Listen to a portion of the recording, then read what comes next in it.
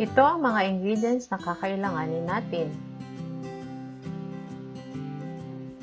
Carrots, garlic, ginger, onion, water, ground black pepper, brown sugar,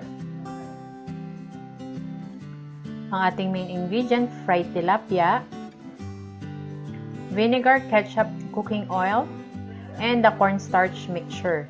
2 tablespoons of water and 2 teaspoons of cornstarch po ang ating cornstarch mixture. So, tara na, umpisihan na natin ang pagluluto. Ang unang gagawin, igigisa lang ang bawang, sibuyas, at luya. Then, isusunod natin ang carrots, tubig,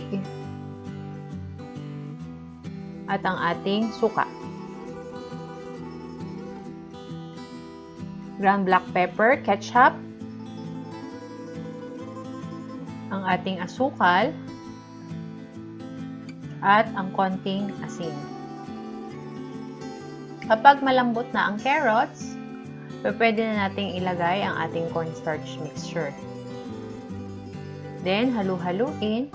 Pag okay na sa inyo ang lapot ng sauce, pabulakin saglit, and then ready na siya para ilagay sa ating fried tilapia.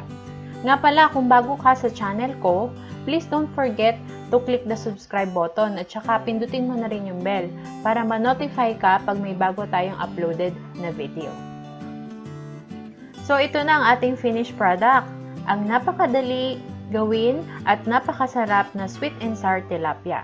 So that's all. Thank you for watching this video. Hope to see you again on my next video.